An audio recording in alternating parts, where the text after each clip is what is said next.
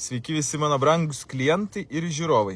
Noriu paaiškinti tokį vieną dalyką, dėl kurio galit pasiklysti ir prarasti pinigus bei gyvenimo komfortą, pirkdami automobilį naudotą.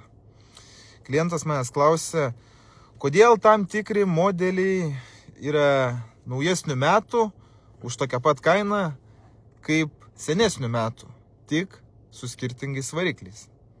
O dažnu atveju tai būna todėl, nes senesnių metų būna su ženkliai patikimesnių variklių, o naujesnių metų su ženkliai nepatikimesnių variklių.